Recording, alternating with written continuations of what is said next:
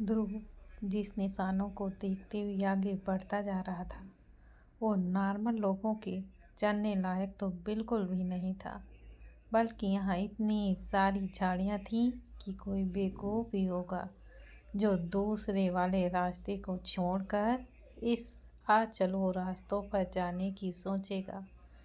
लेकिन जैसे ही ध्रुव मिट्टी में बने तुरंत पैरों के निशानों से इतना तो समझ गया था कि यहाँ से कोई तो उस पार गया हुआ है।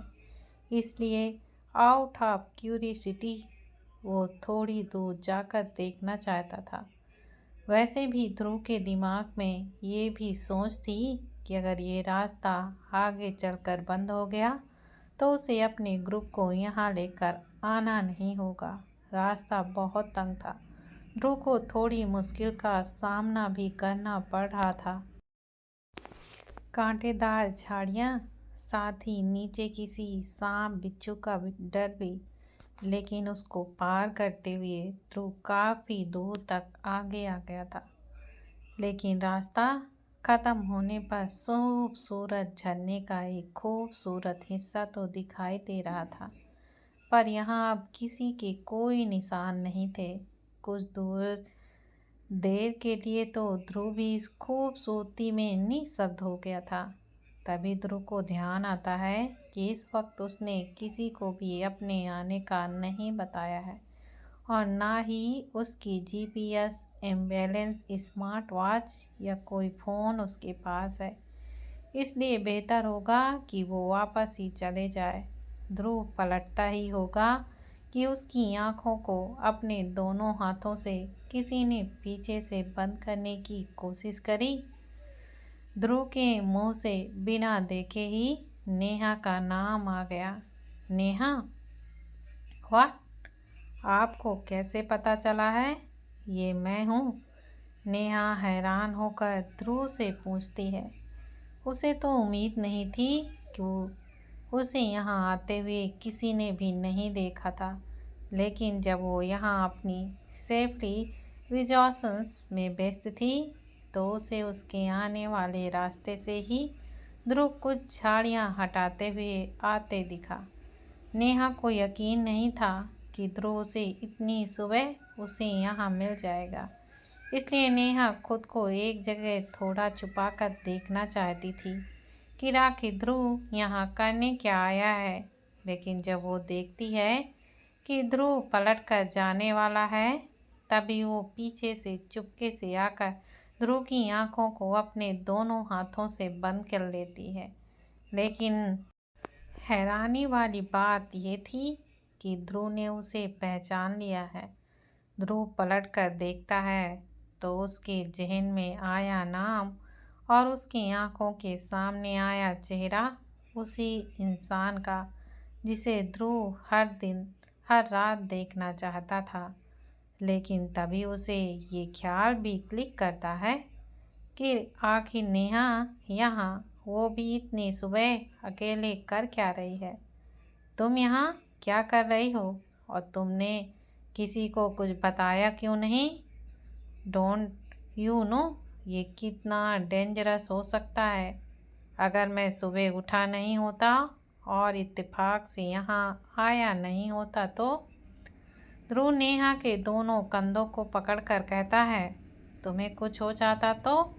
आखिर तुम इतनी केयरलेस कैसे हो सकती हो?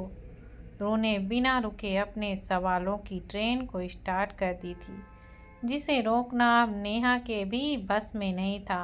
नेहा थोड़ी देर अपना सिर झुकाए ध्रुव के डांट के सिलसिले का रुकने का इंतजार करती है।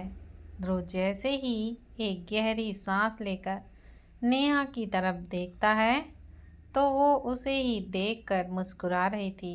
ध्रुव चिढ़कर नेहा से कहता है, मैंने अब तक कोई हंसी वाली बात नहीं कही है जिसे सुनकर तुम्हें इतनी ज़्यादा हंसी आ रही है।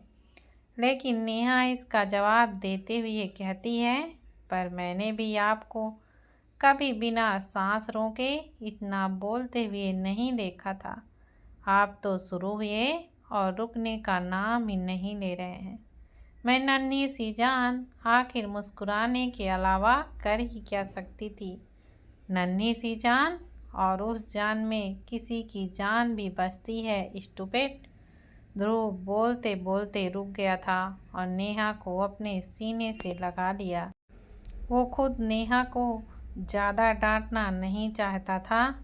एक डर था नेहा को यूं इस तरह अकेले पाते देखकर, इसलिए वो खुद अपने इमोशंस को कंट्रोल ही नहीं कर पाया था। लेकिन नेहा के दिमाग में ध्रुव की आखिरी लाइन ही गूंज रही थी।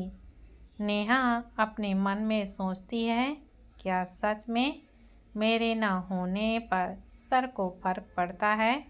क्या मेरी नन्ही सी जान इतनी कीमती है? अब तक ऐसा सिर्फ नेहा के माँ पापा ही कहा करते हैं कि उनमें उन दोनों की जान बसती है। लेकिन आज ध्रुव की बात ने उसे अपने माँ पापा की दोबारा याद दिला दी थी। एक तो सुबह के सपने में नेहा ने अपने माँ पापा को देखा था, और अभी ध्रुव की बातों के बाद भी उसे अपने माँ पापा की याद आने लगी। वैसे इस वक्त वो अपने माँ पापा के साथ होती, लेकिन दोस्तों के साथ उसका ट्रिप बन गया, इसलिए वो अपने शहर ही नहीं जा पाई। थोड़ी देर बाद ध्रुव शांत होकर नेहा से पूछता है, तुम इतनी जल्दी उठ कैसे गई? अब ये सवाल सुनने और अपना जवाब कब से तैयार रखने के लिए तो नेहा यहाँ से वहाँ टहल रही थी। नेहा ध्रुव से थोड़ा दूर होते हुए कहती है, see I'm not a Kumbhakarna. देखा, मैं तो यहाँ कितनी देर से उठ चुकी थी। आप सभी लोग लेट थे। आप सभी को लगता है कि मैं उठ ही नहीं पाती, लेकिन देखिए मैं सबसे पहले उठी भी हूँ और यहाँ सबसे पहले इस जगह को ढूंढा भी है। It's a just pure A magical. Sir आप अकेले क्यों दिखाई दे रहे हैं? रमन भाई और बाकी सभी लोग कहाँ हैं? क्या वो कुछ ज़्यादा ही पीछे रह गए हैं?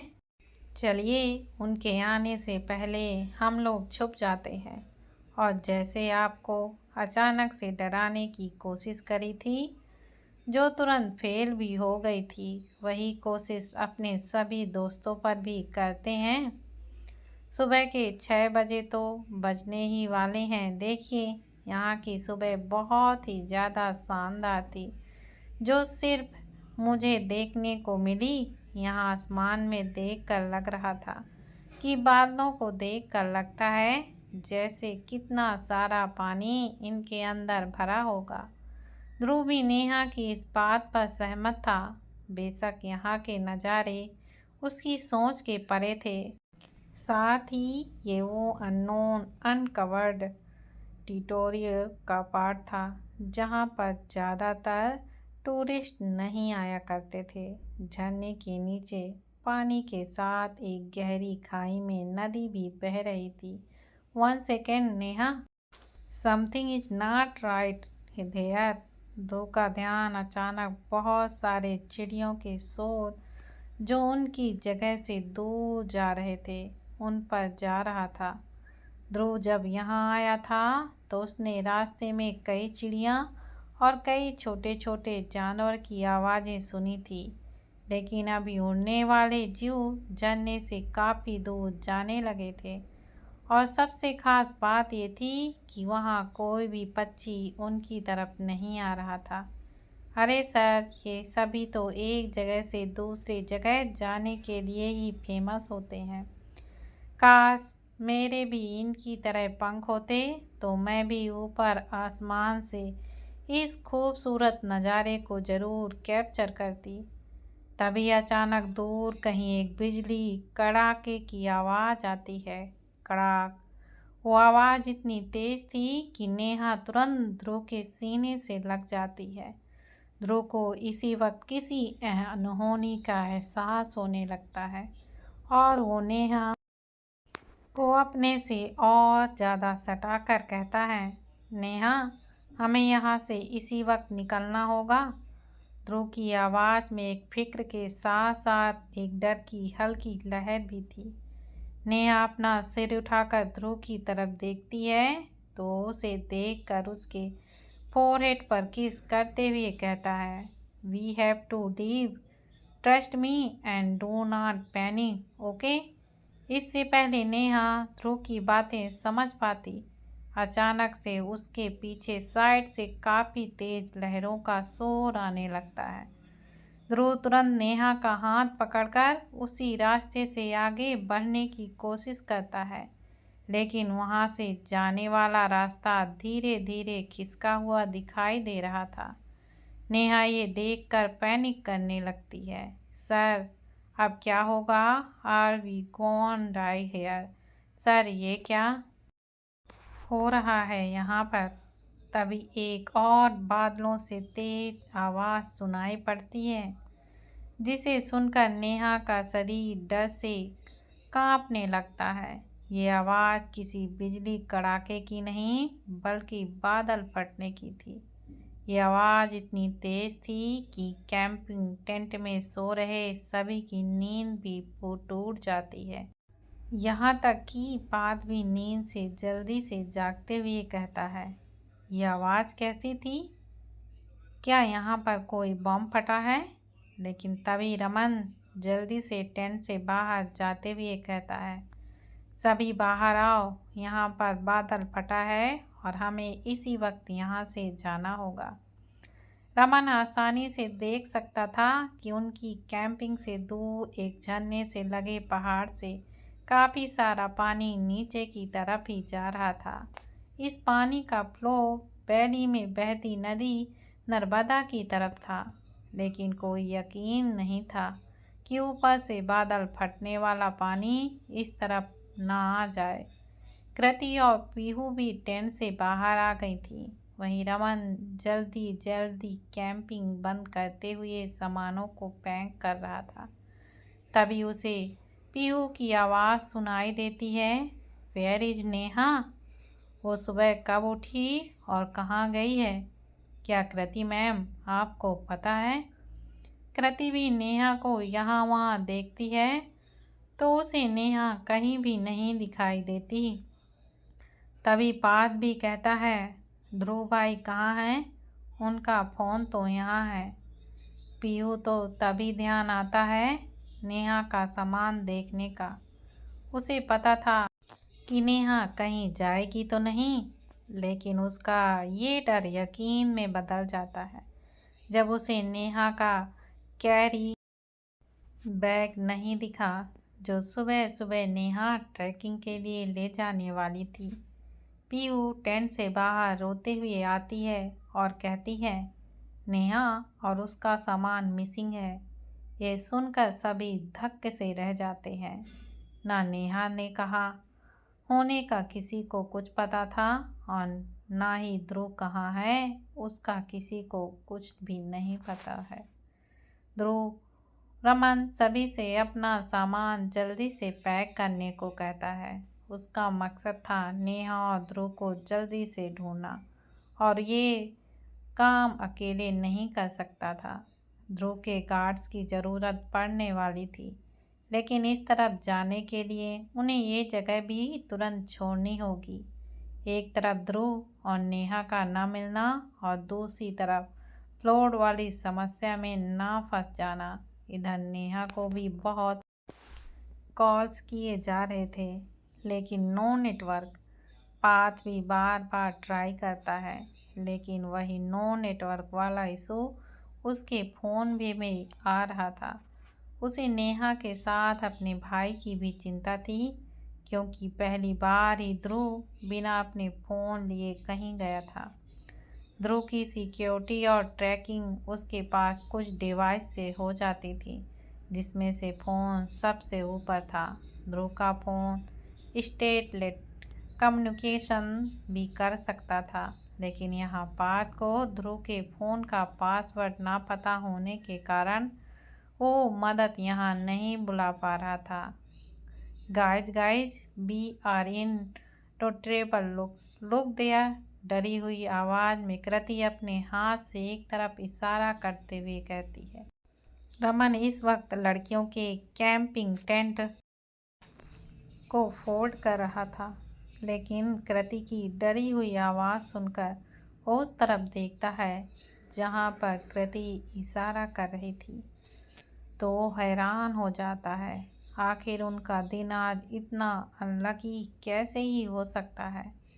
पार्थ और पीहू भी उस तरफ से आते पानी को देखकर हैरान हो जाते हैं। अभी पानी का फ्लो किसी नदी से बहते हुए पानी की तरह ही था, लेकिन कब ये किसी प्रकोप का हाथ पकड़ ले किसी को नहीं पता था। रमन कृति का हाथ पकड़ते हुए पास से कहता है, let's leave for here quickly, we don't have time there. Pihu का पकड़ा और यहाँ से तुरंत मेरे साथ चलो। पीहू तो अपने सामने मौत को देख रही थी, लेकिन रमन की याद दिलाने के बाद पार्थ तुरंत एक्शन पर आ जाता है। लेकिन रमन भाई, नेहा और ध्रुव भाई, क्योंकि कृति जिस तरफ इशारा कर रही थी वहां से एक पानी की तरंग उनके तरफ ही आती हुई दिखाई दे रही थी।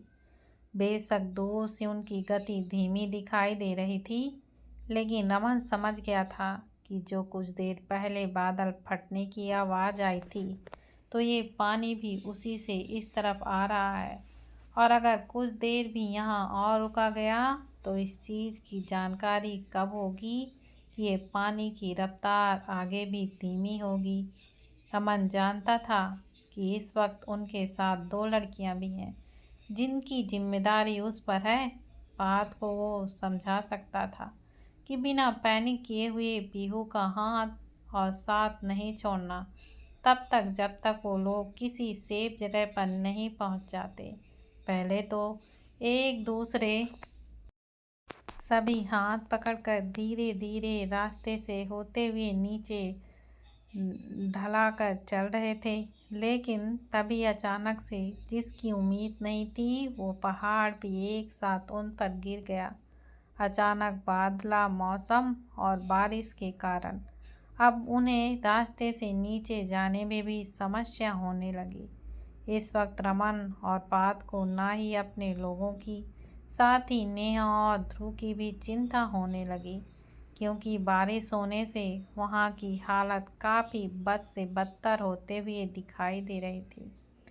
पार्थ रमन से घबराई हुई आवाज़ में कहता है, रमन भाई, ये सब क्या हो गया? न नेहा का अब तक कुछ पता है और ना ही ध्रुव का। मुझे लगा था कि वो लोग भी बारिश या बादल फटने की आवाज़ सुनकर सीधा अपने कैंप की तरफ आते, लेकिन अब रमन अपने चेहरे पर चिंता दिखा तो नहीं रहा था, क्योंकि इस वक्त सबसे बड़ा होने के नाते उसे इनको भी प्रोटेक्ट करना था, साथ ही अपना दोस्त और अपनी बहन की भी खोज करनी थी। लेकिन चिंता उसे भी अंदर ही अंदर खाए जा रही थी। लेकिन वो अपने दिल से यही दुआ कर रहा था कि बस नेहा ध्रुव के साथ हो।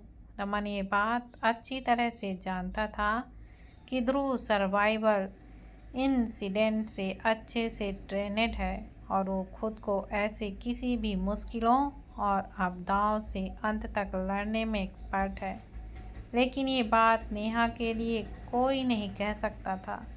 सबसे ज़्यादा डर रमन को इसी बात का था कि अगर गलती से उसके दिमाग में जो एक सोच ये आ रही थी कि नेहा अकेली है, फिर क्या होगा। रमन पार्थ को शांत कराकर कहता है, पार्थ, तुम्हें अच्छे से पता है ना कि ध्रुव कौन है और वो इस चीज़ से आसानी से खुद को प्रोटेक्ट कर सकता है। आई जस्ट होप नेहा ध्रुव के साथ हो। अगर नेहा ध्रुव के साथ हुई तो ध्रुव और उसे कुछ भी नहीं होगा। वो लोग भी जल्द से जल्द इस तरफ ही आने की कोशिश करेंगे। पार्थ ये बात जानता था, इसलिए अपना सिर हाँ में हिलाकर शांत हो जाता है। लेकिन तभी पीहू बोल पड़ती है, पर अगर नेहा और ध्रुव सर एक साथ ही ना हो तो? हम में से कोई नहीं जानता कि नेहा कब और कैसे बाहर गई है और कब ध्रुव सर अपने टेंट से बाहर गए। मुझे डर लग रहा है कि कहीं नेहा किसी मुसीबत में ना फंस गई हो। हमें यहाँ पर आना ही नहीं चाहिए। ध्रुव सर सही थे। सेफ्टी ज़्यादा ज़रूरी होती है किसी भी एडवेंचर से। मुझे बहुत ज़्यादा डर लग रहा है। नेहा और ध्रुव सर दोनों ठीक हों और जल्दी से हमसे मिल जाएं। पीहू अभी कह ही रही थी कि बारिश की वजह से वहाँ पर और फिसलन होने लगी थी। पीहू का पैर फिसल गया, लेकिन वो उससे पहले नीचे गिरती पात ने उसका हाथ कस के थाम लिया था। रमन कहता है, गाइस स्टे क्लोज। यहाँ की मिट्टी जमीन से अब फिसलने वाली हालत में हो गई है, इसलिए धीरे धीरे संभलने के साथ उतरें। रमन जल्दी से अपने बैग से एक रस्सी निकाल लेता है और खुद को कृति के साथ बांधकर उसका एक हिस्सा पात को थमा देता है, जिससे वो और पीहू भी उस रस्सी से एक दूसरे को बांध सके। जैसे वो चारों एक दूसरे से एक रस्सी से कनेक्ट हो जाते हैं, वैसे ही रमन अब पत्थरों को पकड़ पकड़ कर आगे आगे चलने लगता है, क्योंकि अब तक उनके पीछे जो धीरे धीरे पानी आ रहा था, उनके पैरों की तरफ भी आने लगा था। और इस बार उसकी रफ्तार पहले की तरह धीमी नहीं बल्कि तेज थी। लेकिन अच्छी बात यह थी कि पानी ज़्यादा नहीं था, बस बारिश का पानी उन्हें मुश्किलों में डाल रहा था। जैसे तैसे रमन ने सरवाइव अप्रोच के चलते चारों सही सलामत उस जगह से बाहर पहुंच गए थे, जहां पर ध्रुव ने अपने सिक्योरिटी गार्ड को सपोर्ट के लिए रखा हुआ था, जिनमें से दो ध्रुव के वॉच को ट्रेन करते हुए ध्रुव के ही आने का इंतजार कर रहे थे। दरअसल अब उन लोगों को हमेशा से ध्रुव को ट्रैक और किसी भी खतरे के सिग्नल ध्रुव के वहां से मिलने पर ही एक्ट करने को कहा गया था, क्योंकि ध्रुव की वॉच और उसका फोन का सिग्नल उन्हीं के तरफ उन्हें आता हुआ रेडार पर दिखाई दे रहा था। इसलिए वो सभी वहां से सिंघानिया होटल निकलने का इंतजाम ही कर रहे थे। लेकिन गार्ड्स की आंखें तभी फटी की फटी रह जाती हैं जब उन्हें ऊपर से लगाए कैंप में से बस 4 लोग ही एक दूसरे से बंधे हुए नजर आते हैं। गार्ड्स का चीफ कहता है, where is boss, find the location. लेकिन ये भ्रम भी सभी का टूट गया, क्योंकि अब वो ये पता ही नहीं कर पा रहे थे कि ध्रुव और नेहा कहाँ हैं। तो वहीं दूसरी तरफ ध्रुव नेहा को शांत कराते हुए कहता है, Neha Neha look at the now, कुछ नहीं होगा, मैं हूं ना तुम्हारे साथ, मैं कुछ भी नहीं होने दूंगा, ट्रस्ट मी। ध्रुव की बातें नेहा किसी और जगह सुनती तो खुशी खुशी मुस्कुराते हुए अपना सिर 10 बार हाँ में हिला देती। लेकिन इस समय वो जो नज़ारा अपनी आंखों के सामने देख रही थी, उस मंजर को जिंदगी में पहली बार देखने से उसे डर लग रहा था। बादल फटने की वजह से एक साथ काफ़ी पानी उस जगह से धीरे धीरे नीचे गिरने लगा, जिस रास्ते से नेहा और उसके पीछे पीछे ध्रुव आया था। अब वो दोनों सिर्फ झरने के पास ट्रैपेट हो गए थे, लेकिन बारिश हो जाने से उन्हें वहां खड़े होने में भी समस्या होने लगी थी।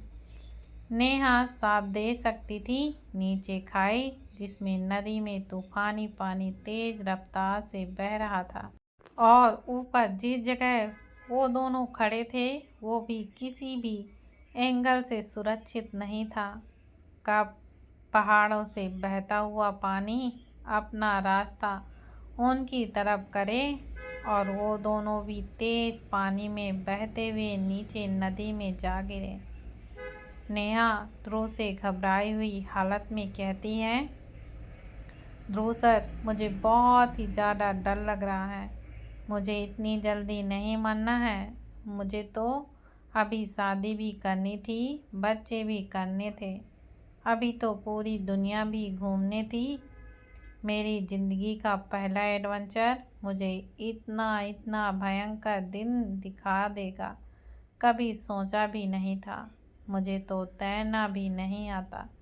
माँ पापा वो मेरा इंतज़ार कर रहे होंगे। ओह नो, मैं यहाँ क्यों आई? नेहा इतना कहने के साथ रोने लगती है। अब अपने सामने अगर आपको अपनी मौत दिखाई दे और उनके साथ लड़ने के लिए आप बिल्कुल भी तैयार ना हो, तो इतना डरना तो बनता ही है।